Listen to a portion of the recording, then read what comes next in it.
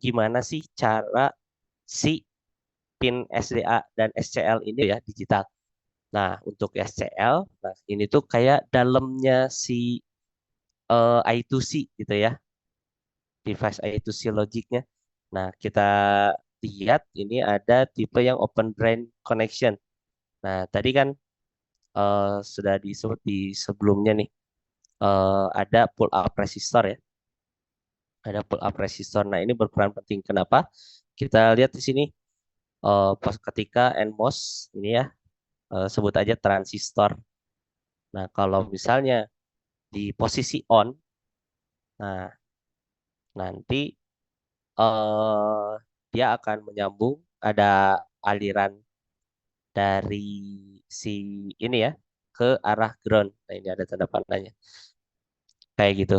Nah, jadi eh, akan menghasilkan low gitu ya dalam hal ini dari VCC itu ke GND kalau dari tegangannya gitu. Nah, perubahan dari high ke low akan mengambil seluruh muatan kapasitansi dari bus SDA dan SCL.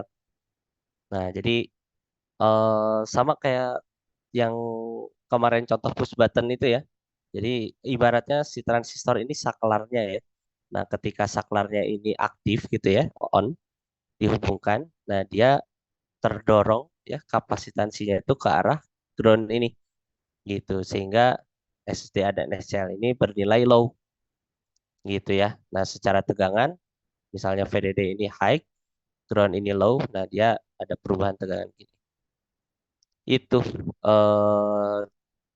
ya ini dalamannya si I2C ya. Nah, ini sebaliknya nih.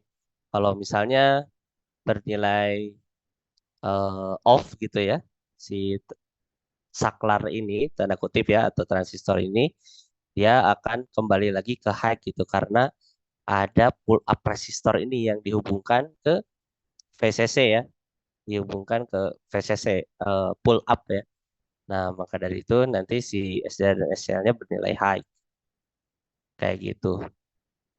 Nah, kenaikan eksponensial bergantung dari kapasitasi SDA/SCL dan ukuran pull up resistor. Nah, jadi ini nilai resistornya ini ya mempengaruhi nih sama kecepatan komunikasi dan powernya. Jadi kalau semakin kecil resistansi, semakin cepat komunikasi dan membutuhkan power yang lebih besar. Kalau besar resistansinya, komunikasinya lambat dan membutuhkan power yang lebih sedikit. Nah, ya jadi dalam mendesain mendesain komunikasi I2C ya. Jadi kita selain frekuensi yang mempengaruhi juga ternyata si besar kapasitornya ini. Cuma biasanya praktikalnya ini sudah di riset ya sama supplier-supplier sensor gitu ya. Kayak gitu. Jadi kita biasanya tinggal pakai aja sih kayak gitu.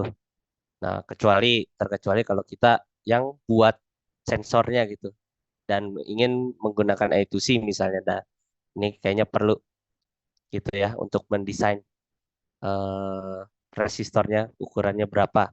Misal seperti itu. Oke, itu aja ya. Oke, kemudian eh, ada skema push pull ya. Jadi kalau tadi open drain, nah ini ada skema push pull.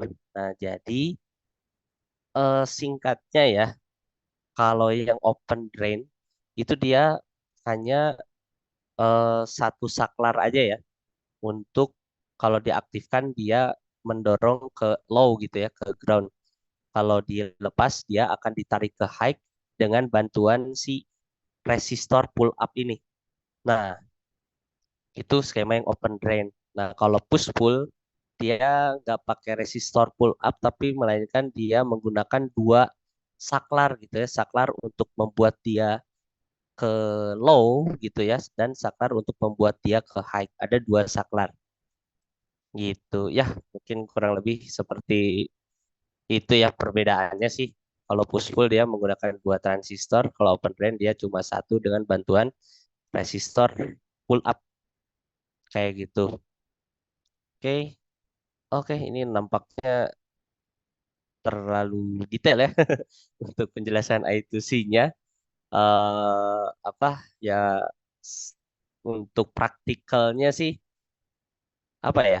eh untuk praktikalnya kebanyakan kita sudah bisa langsung pakai ya untuk komunikasi I2C ini, terkecuali kita sebagai sistem desainernya itu harus memikirkan sampai ke dalam-dalam device I2C logic ini gitu ya. Oke, kita lihat lagi. Ini ada start dan stop. Nah, jadi ketika komunikasi nih, nah kita lihat dulu sinyal ketika dia mau mulai dan selesai gitu ya. Nah, ini ada start dan stop. Nah, kita lihat di sini untuk pemulai, jadi sinyalnya itu si SDA itu low ya. Ini yang atas ini high ya, yang bawah ini low. Nah, jadi ketika SDA-nya low, lalu diikuti dengan SCL ketika si SCL-nya mengcapture. Nah, sekali lagi ini contoh yang low sebelahnya. Nah, dia mengcapture ketika SCL-nya high. Pas waktu dilihat, oh dia setelah di capture si SDA-nya ini berada di posisi low gitu ya, sehingga ini menghasilkan logika nol. Oke, ini dalam I2C seperti itu. Nah, kemudian ini ada timing diagramnya. Nah, jadi ada beberapa hal ya. Yang pertama tadi timing ketika memulai komunikasi. Jadi SDA-nya low diikuti dengan SCL-nya low. Oke. Kemudian diikuti dengan address frame. Nah, jadi nanti eh komunikasi I2C itu ada addressnya, ada alamatnya dari master ke slave. Jadi si slave ini dia punya alamatnya, alamat I2C-nya. Nah, dia apa ya, disimpan datanya pada address frame ini, gitu ya. Oke, kemudian ada RW bit. Ini jadi kalau satu itu master ingin melakukan read dari slave, kalau nol master ingin melakukan write ke slave. Oke, jadi menentukan arah komunikasinya ya, read atau write. Kemudian ini intinya ACK ya, jadi eh, kayak sebagai pembatasnya ya antara address frame dengan setelahnya yaitu data frame. Nah, di data frame ini berisi datanya gitu ya. Kemudian ada ACK lagi. Nah, diikuti sama sinyal stop ketika SCL-nya high diikuti dengan SDA-nya high. Seperti itu. Oke, ya nampaknya eh ya ini sebagai pengetahuan aja sih untuk teman-teman. Apa ya mungkin masih awam banget ya bagi teman-teman yang tidak belajar di background akademiknya gitu ya. Mungkin ini belajar di jurusan-jurusan tertentu ya yang belajar sampai sedetail ini dilihat dari bit-bitnya.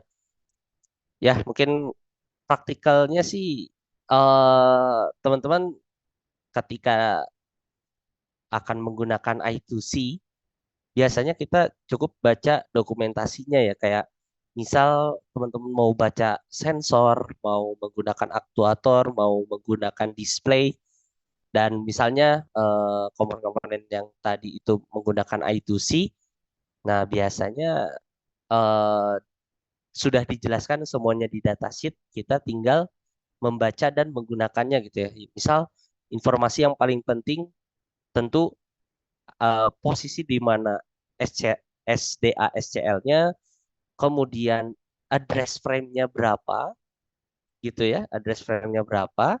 Nah, kemudian biasanya diikuti dengan library ya atau SDK-nya. Jadi udah ada programnya, cara bacanya tuh gini, library-nya seperti ini gitu ya yang perlu diinstal, lalu kita bisa gunakan. Nah, secara praktikal sih seperti itu ya teman-teman. Jadi ini untuk pengetahuan umum aja. Sementara ya, itu I2C sekali lagi sampai sini teman-teman perlu pahami ya tadi ciri-ciri I2C-nya. Karena nanti ada yang lainnya ya, SPI gitu. Nah, tadi kita udah lihat misal I2C ini dia menggunakan dua kabel aja gitu ya. Kemudian tadi sifatnya half duplex gitu ya, kayak gitu. Kemudian membutuhkan pull up resistor. Nah, ini biasanya nih ya, kalau teman-teman menggunakan sensor terus kok rusak gitu ya, kok nggak kebaca gitu. Nah, biasanya ini nih si resistornya yang harus kita perbaiki gitu. Apakah entah ganti nilainya atau lain sebagainya. Ya, kurang lebih seperti itu. Tuh ciri-ciri dari I2C ya. Kita lanjut dulu. Selanjutnya itu ada SPI. Oke, ini singkatan dari Serial Peripheral Interface, bersifat sinkronus dan full duplex dari ini ya main ke subnode gitu ya, mirip-mirip master sama slave-nya I2C lah ya, kayak gitu. Ini cuma beda istilah aja. Nah, kalau SPI ini sinkronus, jadi memungkinkan komunikasi berjalan paralel antara si SPI main ya sama subnode-nya ya, kayak gitu. Kalau I2C itu nggak bisa berjalan paralel. Dia half duplex, dia harus nunggu dulu yang ngomong selesai, baru gantian ngomong gitu ya istilahnya. Nah, kalau SPI dia bisa paralel karena dia punya ciri masing-masing ya. Nah, kita lihat di sini, misalnya ini mainnya, ini subnode-nya ya. Kalau dalam I2C itu tadi kayak master dan slave-nya. Nah, untuk SPI, kalau I2C tadi masih ingat ya, cuma butuh dua kabel, SDA dan SCL. Kalau SPI ini ada CS ya, ada chip select, ada SCLK serial clock kayak SCL-nya ya. Kemudian ada MOSI, ada MISO. MOSI ini main output slave atau subnode input. Sebaliknya MISO master input slave output atau main input subnode output ya. Nah, kita lihat nih. Jadi ada dua ya, ada dua arah nih. Makanya dia bisa paralel. Seperti itu. Nah, nanti kita lihat nih ada fungsi chip select ya. Oke. Nah, ini ya. Tadi udah dijelaskan juga di SCLK ini clocknya untuk MOSI tadi main out, subnet in, MISO kebalikannya, kemudian chip select. Nah, jadi nanti di setiap subnode atau misalnya mainnya ini ESP32 gitu ya. Nah, kemudian subnode-nya misalnya sensor. Nah, nanti kita perlu menentukan nih si chip select-nya ya. eh, Chip select-nya ini. Jadi ini kayak alamatnya gitu ya kalau di I2C. Nah, kemudian untuk menentukan siapa yang bicara gitu ya, kita lihat yang menghasilkan clock-nya. Nah, jadi di sini hanya main ya yang bisa menghasilkan clock-nya. Seperti itu. Oke. Nah, tadi SPI interface memungkinkan satu buah main itu berkomunikasi dengan beberapa subnode. Nah, jadi sama ya kayak yang I2C, cuma kalau I2C kan harus gantian. Kalau yang ini dia bisa paralel. Nah, kita lihat di sini contohnya ada regular regular mode ya. Nah, regular mode ini kurang lebih seperti ini. Jadi di SPI main-nya untuk Moshi Miso ini ya dipakai barengan ya, serial clocknya juga. Nah, kalau chip select, nah ini dia berdasarkan di setiap subnode-nya. Misalnya CS1 ini untuk subnode A misalnya ya, CS2 untuk subnode B, CS3 untuk subnode C gitu. Nah, jadi masing-masing terhubung ya. CS1 ke A. Nah, ini dia apa? Terhubung dengan kabel masing-masing. Nah, ini yang regular mode. Oke. Sekali lagi ini Mosi dan Miso juga sama ya. Jadi semuanya terhubung ke Mosi Miso ini. Oke. Selanjutnya ada mode Daisy Chain Mode. Nah, ini kalau yang sebelumnya kan regular mode. Nah, ini ada Daisy Chain Mode. Oke, secara prinsip ini yang membedakan pertama dari wiringnya ya. Kalau Daisy Chain ini untuk menghemat wiring. Jadi eh, penggunaan kabelnya kalau misal dibandingkan dengan yang regular mode itu lebih simple